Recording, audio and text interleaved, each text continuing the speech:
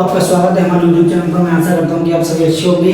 तो आज हमारा नया टॉपिक है जिसका नाम वृत्त है, और ज्यामिति में वृत्त को हम बड़ी आसानी से समझाने की कोशिश करेंगे। आप थोड़ा ध्यान दीजिए ताकि हम आप लोगों को अच्छे से समझा सकें। ठीक है दोस्तों, तो सबसे पहले मैं अगर बात करूँ वृत्त की, ये वृत्त लिखा हुआ है, क्या लिखा हुआ है? वृत्त। तो वृत्त की अगर मैं बात करूँ तो वृत्त रियल में होता क्या है? सबसे पहले तो हम ये देखते हैं कि वृत्त क्या होता है ना। ये वृत्त एक समतल में स्थित, वृत्त एक समतल में स्थित उन सभी बिंदुओं का समूह है जो एक निश्चित दूरी पर स्थित होते हैं। ये गोला करती है, इसके बाहरी घेरे को परिधि कहते हैं। कहने का मतलब ये हुआ कि ये जो छोटी छोटी चापों से ये मिलकर बनाए, ये वाला जो क्षेत्र है ना, इसका बाहरी क्षेत्र ये वाला, इसको हम क्या कहते हैं? परिधि कहते हैं। ये वाला होता है यहाँ से यहाँ तक, यहाँ से यहाँ तक का जो होता है इसे हम बोलते हैं रेडियस। अगर हम इसको पूरा मिला दें इस तरीके से तो ये क्या हो जाएगा? व्यास। व्यास जो होता है आपको मैं बता दूं कि व्यास जो बराबर होता है, यानी कि देखिएगा कि व्यास बराबर जो होता है वो 2r होता है, यानी कि रेडियस के दोगुना होता है। और जो रेडियस होती है, त्रिज्या जो होती है वो आपकी डायमीटर बाई 2 होती है, यानी कि व्यास की आधी होती है। अब ये इतना तो समझ में आ गया ना? ठीक है, यानी कि मैं आपसे कह सकता हूँ कि वृत्त उन सभी बिंदुओं का समूह होता है, कि उन सभी बिंदुओं का समूह होता है जो एक निश्चित दूरी यानी त्रिज्या पर स्थित होते हैं। जैसे कि मैं कहीं भी बेटा ऐसी त्रिज्या बनाऊं, ये त्रिज्या, ये त्रिज्या, ये त्रिज्या, कितनी भी त्रिज्या बना लूं, सारी त्रिज्या कैसी होंगी? इसकी एक ही दूरी की होती है। अगर एक आर है तो दूसरी भी सब आर होंगी, सब आर होंगी, जितनी भी है सब आर होती है। ठीक है, यानी अगर एक की माप 2 सेंटीमीटर है तो सबकी भी 2 सेंटीमीटर हो जाएगी। यानी कि अगर वृत्त में क्या हो रहा है, जो हम लाइन खींच रहे हैं, यानी कि उसके मूल बिंदु से परिधि तक जो लाइन खींच रहे हैं उसको हम त्रिज्या कहते हैं। लेकिन वो सभी, यानी कि मूल बिंदु से उसकी चाप के घेरे के जो रेडियस, जो सर्कमफ्रेंस है, उसके सभी बिंदु तक यानी कि सेम रहनी चाहिए। मतलब मेरा ये है कि यहाँ से मैं चाहे इधर खींचूं, चाहे इधर खींचूं, चाहे इधर खींचूं, चाहे इधर खींचूं, इनकी डिस्टेंस जो है ना, लिखा हुआ है कि एक निश्चित दूरी, समझ रहे हो, एक निश्चित दूरी r पर स्थित होते हैं। तो मैंने क्या बताया कि सभी की दूरी कैसी होती है? निश्चित होती है, बराबर होती है कि नहीं? रेडियस समझ में आया दोस्तों? ठीक है, अब मैं इसके कुछ मुख्य बिंदुओं की बात करूंगा, जैसे व्यास क्या होता है, त्रिज्या क्या होती है, नहीं व्यास क्या होता है, त्रिज्या क्या होती है, इसकी चाप क्या होती है, बहुत सारी चीजें उनको वन बाई वन करके हल करके समझते हैं। सबसे पहले आपको समझ में आ गया होगा दोस्तों, मैं आशा करता हूँ कि वृत्त की डेफिनेशन आपसे पूछता है तो वृत्त क्या है, तो आप सीधे सीधे वृत्त को भी सॉल्व कर दोगे। इसमें क्या है? वृत्त एक समतल में स्थित उन सभी बिंदुओं का समूह होता है जो एक निश्चित दूरी पर स्थित होते हैं। एक गोल आकृति होती है, इसके बाहरी घेरे को क्या कहते हैं? इसके बाहरी घेरे को परिधि कहते हैं। ठीक है, अब मैं बात करूंगा इसकी वन वन टॉपिक की जो इसमें अंतर्गत आने वाले इनकी विशेषता मान लो, चाहे इसके पार्ट्स मान लो। ठीक है दोस्तों, कर दो। जैसे कि मैंने बताया कि वृत्त की मुख्य बात, पहला है केंद्र। तो केंद्र की बात करूं दोस्तों, इसकी मैंने कोई वृत्त बनाया, ठीक है दोस्तों, मैंने कोई वृत्त बनाया, तो केंद्र वृत्त का वह पार्ट होता है जिससे परिधि तक की जो दूरी होती है ना, बिल्कुल हर तरफ समान होता है। कहने का मतलब ये होता है वृत्त से जो इसके बिंदु पाए जाते हैं वो सभी कैसे होंगे? समान होंगे। जिसकी इसमें लिखा है कि वृत्त के बिल्कुल बीच का निश्चित बिंदु जहां से परिधि की दूरी कैसी होती है? हर जगह समान होती है। जैसे कि मैंने बताया था अभी कि निश्चित बिंदु जिससे परिधि की मतलब बिंदु से लेकर परिधि तक का कोई भी निश्चित बिंदु लोगे, सबका डिस्टेंस कैसी होगी, सबका मान कैसा होगा, सबकी दूरी कैसी होगी?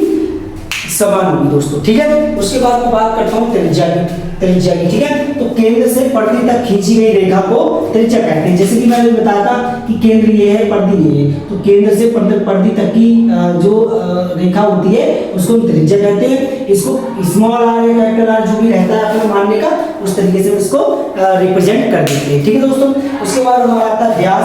व्यास जो होता है दोस्तों वो त्रिज्या के जो त्रिज्या होती है उसके दोगुना होता है। जैसे कि आपने लिखा हुआ है कि व्यास वह रेखा होती है जो केंद्र से होकर गुजरती है और परिधि के दो बिंदुओं को मिलाती है। कहने का मतलब ये हुआ वह रेखा होती है जो केंद्र से होकर जाती है। जैसे कि ये रेखा होगी दोस्तों, ये केंद्र से होकर जा रही है और परिधि के दो बिंदुओं को क्या कर रही है? मिला रही है। जैसे एक बिंदु ये था, एक बिंदु ये था, इसको मिला रही है। इसको हम किससे रिप्रेजेंट करते हैं दोस्तों? डी से रिप्रेजेंट करते हैं। इसका फॉर्मूला होता है 2r, क्योंकि जो व्यास होता है दोस्तों वो त्रिज्या के दोगुना होता है। जिसके यहाँ पे लिखा हुआ है कि d बराबर 2r, और यहाँ पे क्या लिखा हुआ है त्रिज्या में r बराबर d/2। ठीक है दोस्तों, मैं यहाँ पे आपको पूरी तरीके से बताने की कोशिश कर रहा हूँ कि बिंदु जो होता है वह वृत्त के बिल्कुल बीच का निश्चित बिंदु होता है जहां से परिधि की दूरी हर जगह समान होती है। उसके बाद में बात करूं त्रिज्या की, तो सीधी सी बात है केंद्र से लेकर परिधि तक की दूरी को हम जो रेखा जाती है उसको हम त्रिज्या कहते हैं, बात करें। उसके बाद व्यास की बात करूं तो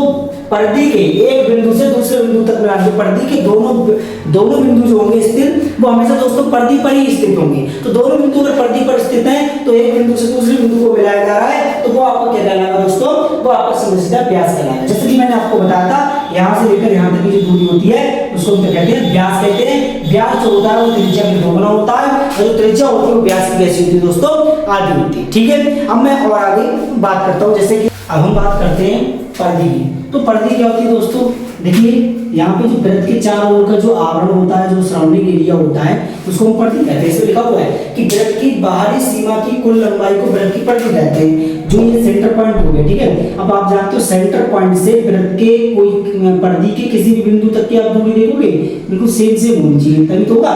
ठीक है ना, तो ये कह रहा है कि इसके जो चारों ओर का जो क्षेत्र सीमा है उसकी जो लंबाई है वो बिल्कुल कैसी होगी, वृत्त की परिधि कहलाएगी, मतलब कुल लंबाई या टोटल लंबाई आप कह सकते हो। जीवा क्या होती है दोस्तों, परिधि पर स्थित किन्हीं दो बिंदुओं को जोड़ने वाली रेखा को जीवा कहते हैं। जैसे एक बिंदु मान लो ये स्थित है, एक बिंदु ये स्थित है, इन दोनों बिंदुओं को जोड़ दो तो ये वाला जो जी वाली जो इतनी होगी ना, कहने का मतलब बेटा ये है कि जैसे मैंने एक वृत्त बना लिया दोस्तों, ये वृत्त बन गया, यहाँ से एक बिंदु परिधि पर ये एक बिंदु ये, इन दोनों बिंदु को मिला दो तो ये क्या बन गई आपकी, ये क्या बन गई, जीवा बन गई। ठीक है दोस्तों, यानी कि आप वैसे भी कह सकते हैं कि केंद्र से नाव पर जाने वाली रेखा को भी हम जीवा कह सकते हैं, समझ गए दोस्तों। उसके बाद हमारी आती है चाप। तो वृत्त की परिधि का एक निरंतर भाग या वक्राकार हिस्सा होता है जो परिधि पर स्थित किन्हीं दो बिंदुओं के बीच स्थित होता है, अर्थात यह वृत्त की एक गोल रेखा का टुकड़ा होता है। आप चाहो तो इस टाइप से भी नोट कर सकते हो, जैसे मैंने बताया चाप का मतलब क्या होता है दोस्तों, जैसे आपने देखा होगा कि चाप कैसे भरते हैं, प्रकार जब हम भरते हैं कुछ इस तरीके से मारते हैं, ऐसे करके इस तरीके से, ये मानो सेंटर पॉइंट ऐसे मारते हैं, ये चाप होगी, ये हो गई, अब यहाँ से मानो ये चाप होगी। ठीक है दोस्तों,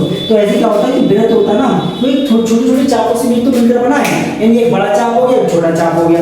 आप कह सकते हो कि वृत्त की परिधि का एक निरंतर भाग वक्राकार हिस्सा होता है, जैसे कि वृत्त की जो परिधि है वक्राकार हिस्सा तो है जो परिधि पर स्थित किन्हीं दो बिंदुओं के बीच स्थित होता है, अर्थात यह वृत्त की एक गोल रेखा का टुकड़ा होता है। आप कह सकते हो कि यह वृत्त की रेखा का, वृत्त की एक मतलब वृत्त क्या लिखा है, कहाँ गया, हाँ ये लिखा है कि परिधि होती है ना दोस्तों, तो अर्थात ये वृत्त की एक गोल रेखा का एक टुकड़ा होता है, यानी कि एक गोल रेखा है। मान लो ये मैंने यहाँ से यहाँ तक ये गोल रेखा है, इसे ये टुकड़ा है, समझ रहे हो नहीं, ये टुकड़ा है, ये चाप है, समझ रहे हो बेटा, ये चाप है। तो आप चाप समझ में आ रही, चाप क्या होती है, छोटे छोटे चापों से मिलकर तुम्हारी परिधि पूरा वृत्त बना हुआ होता है, और सभी जितने भी पार्ट्स में आपको पढ़ाता हूँ ये सब वृत्त के भाग है, पार्ट्स हैं जिनकी वजह से हमारा वृत्त कंप्लीट होता है, समझ रहे हो दोस्तों। उसके बाद चाप के प्रकार होते हैं, कुछ एक होता है लघु चाप। लघु चाप आपकी वह चाप होती है जो एक तरीके से कह सकते हो कि परिधि का वह हिस्सा, वह छोटा हिस्सा जो अर्धवृत्त से कम होता है। यानी कि दोस्तों मैं अगर बात करूं आपको, जैसे कि मैंने क्या करा, ये बना दी लघु चाप बनाना, तो ये क्या हो गया, यहाँ से यहाँ तक की दूरी मैंने ले ली, ये लघु चाप हो गया। अब यहीं पे अगर मैं दीर्घ चाप की बात करूं तो यहाँ से बड़ा वाला हिस्सा जो हो गया, जो मतलब अर्धवृत्त से ज्यादा रिप्रेजेंट करता है, जैसे कुछ इस टाइप से, ये हो गया ज्यादा, क्या हो गया दोस्तों, ये ज्यादा हो गया। अब मैं बात करूं जैसे कुछ इस तरीके से, तो ये अर्धवृत्त से कम है ना, तो ये कैसा अर्धवृत्त से कम है, तो ये जो कम होगा वो आपका रहेगा लघु चाप, और जो ज्यादा होगा दोस्तों वो आपका रहेगा दीर्घ चाप। समझ गए दोस्तों, ठीक है। अब मैं बात करने वाला हूँ यहाँ पर आगे स्पर्श रेखा, छेदक रेखा, त्रिज्यखंड, वृत्तखंड, ये सारे टॉपिक्स रहेंगे और कुछ नहीं रहेगा। तो एक ऐसा करते हैं कि विभिन्न टॉपिक्स को निपटाते चलते हैं, इससे वीडियो में हमें पूरी बात समझ में आ सकती है। ठीक है दोस्तों, तो ये भी आप समझ में आ गया।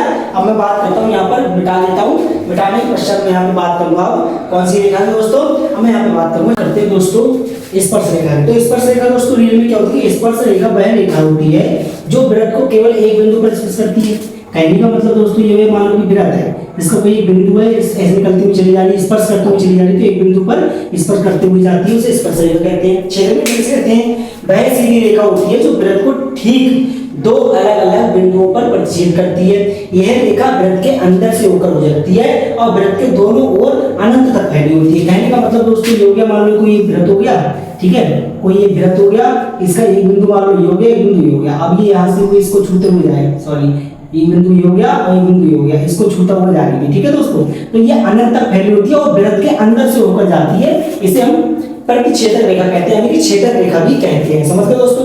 उसके बाद कह रहा त्रिज्यखंड। त्रिज्यखंड क्या होता है भाई? त्रिज्यखंड कह रहा दो त्रिज्याओं और एक चाप से घिरे हिस्से को क्या कहते हैं? घिरे हिस्से को क्या कहते हैं? त्रिज्यखंड कहते हैं। कैसे कहते हैं दोस्तों? ये मेरा क्या हुआ? Centre point. ये क्या हुआ? दो त्रिज्या हुई, इनके बीच जो हिस्सा घिरा हुआ है ना एक चाप। तो मतलब यहां से देखा जाए तो एक छोटा सा टुकड़ा चाप का ये हो गया, दो त्रिज्याएं हो गई, इनके बीच जो हिस्सा घिरा हुआ है इसको हम क्या कहते हैं दोस्तों? इस हिस्से को हम क्या कहते हैं दोस्तों?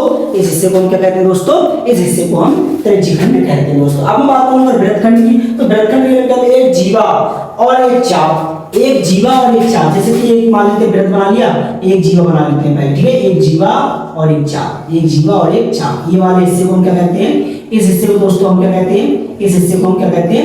वृत्तखंड कहते हैं। क्या कहते हैं दोस्तों? वृत्तखंड कहते हैं। और इस हिस्से को क्या कहते हैं दोस्तों? त्रिज्यखंड कहते हैं। क्या कहते हैं? त्रिज्यखंड कहते हैं दोस्तों। समझ में आ गया दोस्तों?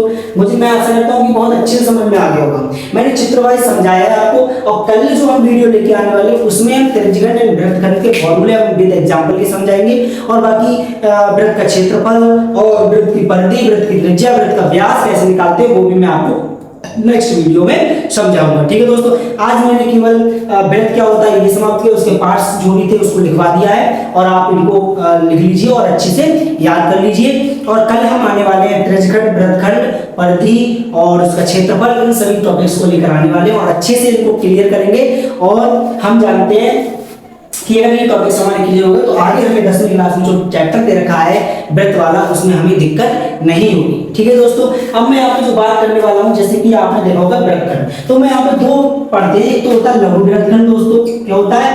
लघु वृत्तखंड होता है। दूसरा होता है दोस्तों दीर्घ वृत्तखंड। क्या होता है? दीर्घ वृत्तखंड। तो मैं अगर लघु वृत्तखंड की बात करूं, लघु वृत्तखंड, तो ये जो छोटा हिस्सा है ये भी क्या है? ये क्या दोस्तों? ये क्या है आप बता सकते हो? ये हमारा लघु वृत्तखंड है। अब मैं यहाँ से बात करूं, एक चाप, मेरी एक चाप होगी दोस्तों, और एक क्या हो गई? एक वृत्त हो गया, मतलब एक वृत्त की परिधि, सॉरी एक क्या हो गई? चाप होगी। ये वाली क्या होगी दोस्तों? चाप होगी। अब ये वाला जो बड़ा वाला हिस्सा है ये हमें क्या कहलाएगा? दीर्घ वृत्तखंड कहलाएगा। क्या कहलाएगा? दीर्घ वृत्तखंड कहलाएगा। ठीक है दोस्तों, क्या कहलाएगा? ये दीर्घ वृत्तखंड कहलाएगा दोस्तों। ठीक है, इस तरीके से मैं आशा करता हूं कि आपको बहुत ही अच्छे से समझ में आ होगा, क्योंकि वृत्तखंड क्या होता है मैंने बता दिया आपको। क्या होता है? एक चाप और एक चाप और एक जीवा की जरूरत पड़ती है, जिससे जो घिरा हुआ हिस्सा होता है उसको हम वृत्तखंड कहते हैं। वृत्तखंड दो प्रकार का होता है, दीर्घ वृत्तखंड और लघु वृत्तखंड। लघु वृत्तखंड क्या होता है? छोटा बनाओगे, उसमें जो छोटा वाला भाग होता है वो लघु कहलाएगा, और जो दीर्घ वाला मतलब जो बड़ा होगा उसे हम क्या कहेंगे दोस्तों? उसको हम कहेंगे दीर्घ कहेंगे। ठीक है दोस्तों, अब मैं क्या करता हूँ, इस क्लास की समाप्ति करता हूँ। और दोस्तों हम बहुत मेहनत से वीडियो बनाते हैं, कृपया करके हमारे चैनल को सब्सक्राइब कर लिया करो, इससे क्या होता है हमारा उत्साह बढ़ता रहे। देखिए कितना पसीना आ रहा है, फिर भी मैं वीडियो बना रहा हूँ, इसलिए ताकि आपकी जो भी प्रिपरेशन चल रही है हमारे थ्रू वो रुके ना। ठीक है, धन्यवाद।